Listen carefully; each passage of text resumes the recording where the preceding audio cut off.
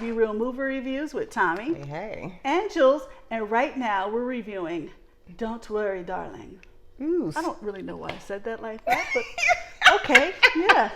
You want to give it a little bit of spunk? A little spunk, something. Okay. It's rated R and it's 2 hours and 3 minutes long. Quite a long movie for something that's not like a, nothing to do with the comics or anything. But there was some action in it and stuff. So a little bit. It moved a little slow, but when I first seen the previews for this, for some reason I thought about Stepford Wives. Yeah.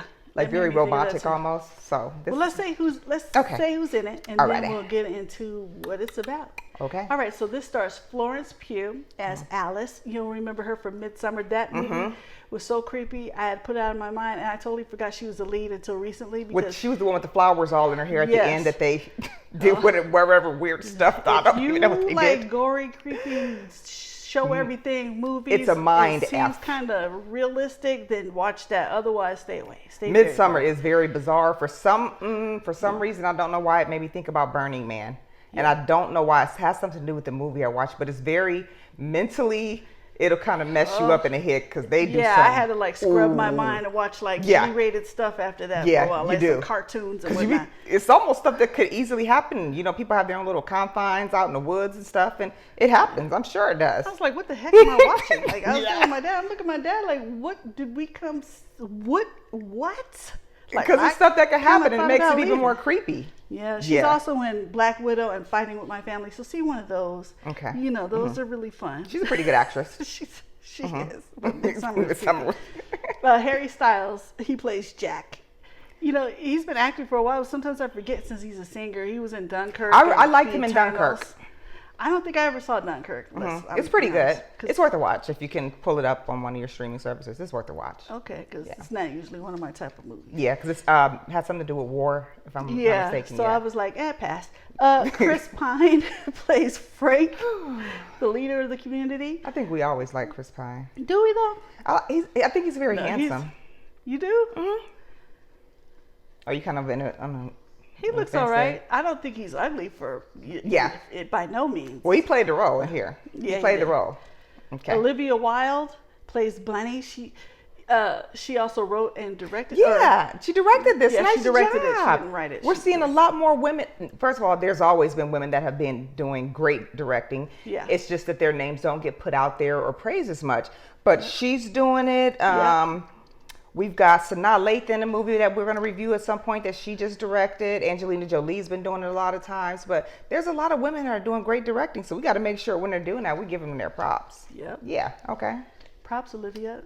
Kiki Lane, she plays Margaret, one of the neighbors. She was in this show called The Old Guard that's on Netflix. This is a really good. It's action. Series? Yeah. Okay. Wait, was it? No, it was a movie. It's a movie. It's a movie on Netflix. Old Guard. Okay. Yeah. I'll check it out. Yeah, check it out. It was good. Gemma Chan, she plays Shelley. She's Frank's wife. And she was also in The Eternals with Harry Styles. She's also in Crazy Rich Asians, so you might remember from that. I like that movie. Or Humans, where she played an AI. She played a robot. She's really good at that. She was kind of robotic a little bit in here, too. So she got a little residual left over acting from that. So what's going on in Don't Worry, Darling? All right, so it follows Florence Pugh's character, Alice, and she's living in this utopian community.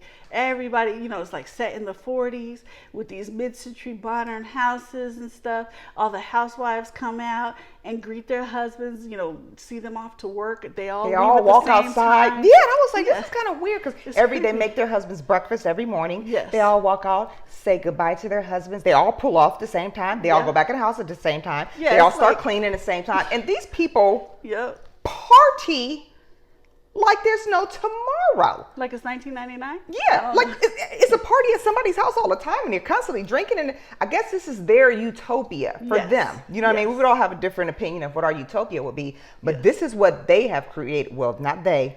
This is what Frank. And Frank. And the company he works for or whatever created this place. They get chosen to work. They work for this company. They get how did they signed up or applied or something to be able to live in this community with their spouses. Screening process was kind of deep too to even get in there. It's not anybody could just walk on. Yeah, they're secluded. They're in California in the middle of the desert, and then boom, there's an oasis in the middle of the desert. Literally, they're utopia. I mean, And they're they're literally like afraid of utopia. messing up because if I mess up, I'm gonna get get kicked kicked out. And I'm looking at it like, y'all like living in this 50s, 60s era, but Yes. it's just so like perfected. The women can't drive; they're not allowed to drive, or whatever. So They don't have, like, rights They and have stuff. a trolley that takes them to the town and takes them where they need to go. They all do yoga, and then they have the Ballet yoga classes. and ballet and all And that I'm stuff. like, yeah. very structured, and I guess I could see how some people would find that to be the perfect lifestyle. They're housewives and stuff. Right. That wouldn't be for, I don't think, Not near you. for me. But if that's what you enjoy, then more power to you. Yeah. But that 50s, 60s vibe is in there. And then Florence Pugh's character, Alice, what I noticed a lot, even from the start of it, is that her wardrobe, her hair, her makeup seemed a lot more modern than the rest of them. Theirs were very period pieces, their clothes and their makeup, and some of her dresses were like cute. I'm like, I would actually wear that now, and it never seemed like they did her hair and makeup to fit the period. Everything But- old is becoming new again like, too. So, Yeah. but then you start, you watching this, and you're watching how things flow, and it's flowing perfectly, and then all of a sudden, Kiki Lane's character Margaret starts glitching, and you're like, something's wrong. So And that's the twist here. That's always- why you're going to see this movie, Yeah, because we don't want to tell you. Margaret. But there's always somebody who knows something.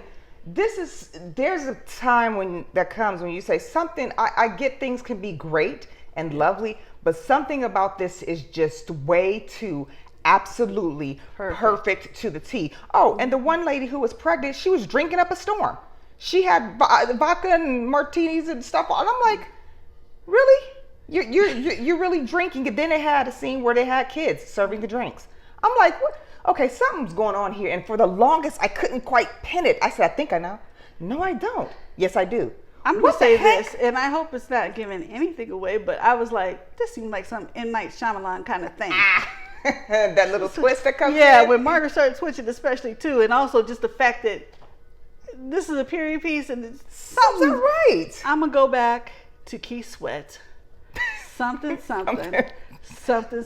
just ain't right. You know, It was just too perfected. Even the clothes, and the women were all nice and petite and slim, and they had the perfect family and the perfect husbands, and they went out and worked, and the women did all the cooking and the cleaning at home, and they looked pretty all day. They had their makeup always done, and they always wore dresses, and everybody had on these black heels, and I'm like, this is starting to look weird and cultish. What is going on in this movie? But the women weren't allowed to go past a certain area. Yeah. They weren't allowed to go where the men worked. You know, it was just too many.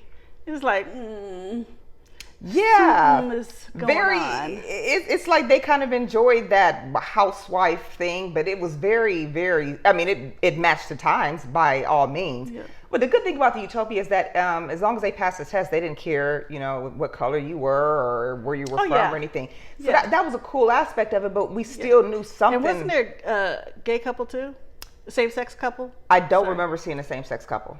I was actually looking for that because I honestly, because most movies now that you see, you do have at least one gay couple, but I was actually looking for it, and I don't think I've seen any gay couples. Because it's been a couple weeks since I've seen the movie, but I thought I saw. I was specifically looking for it because I was saying, well, if this is a utopia and he's creating a utopia, is he really doing what he says? Is it really, to live better and create this new world? If that's the case, then you should be creating. I guess skipping all the mistakes that the previous world made. Very narrow-minded. So it was about that power and control thing, but as far as anything else, anybody could apply as long as they pass this excruciating test. And when you see what's going on, you'll see why she said it's mixed, kind of like with the M. Night Shyamalan mixed with Stepford Wives. Yeah, and it was pretty interesting.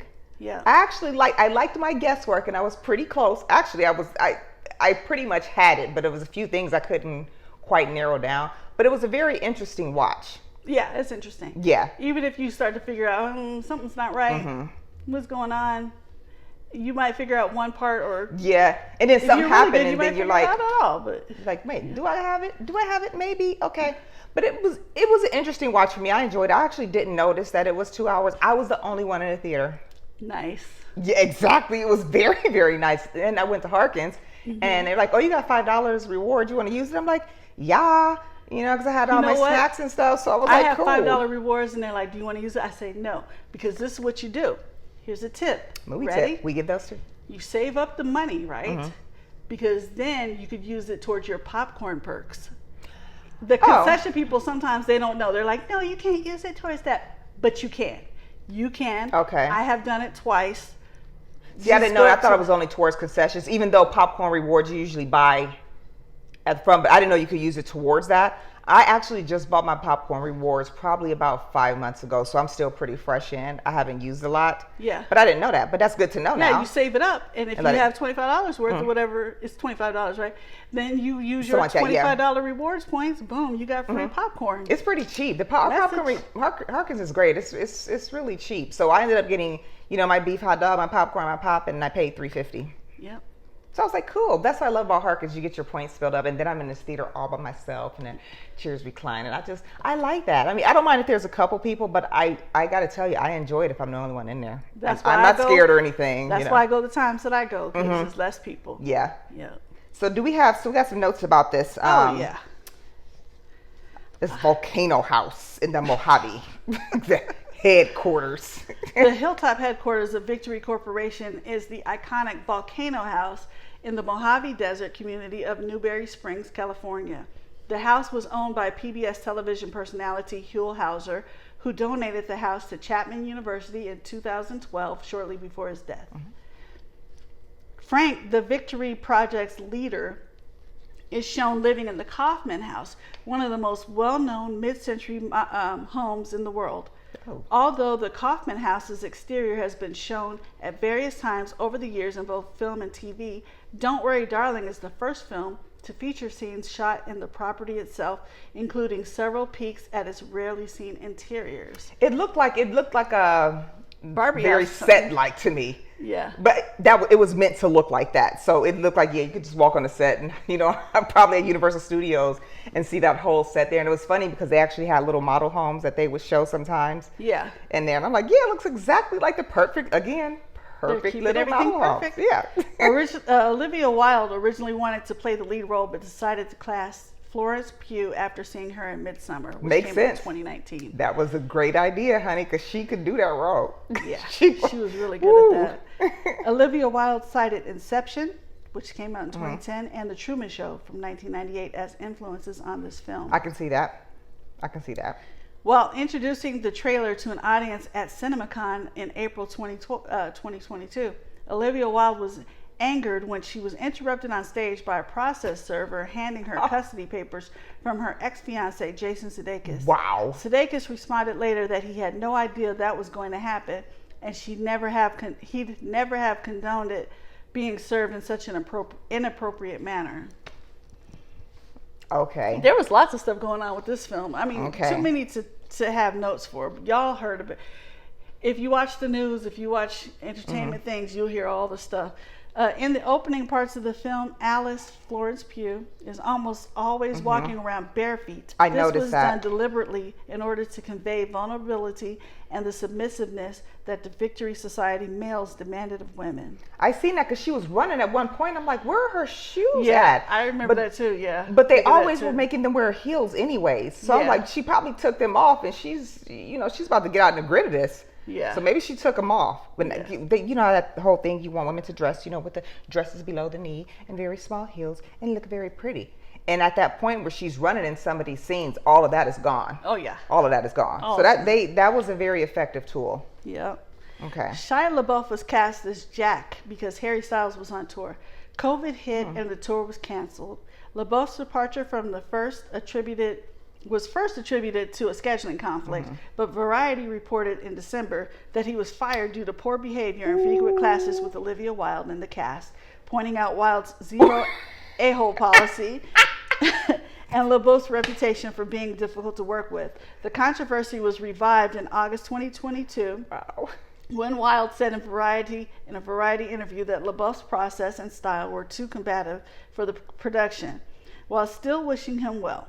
LaBeouf then disputed the reports that he was fired, claiming that he quit despite Wilde's efforts to keep him on.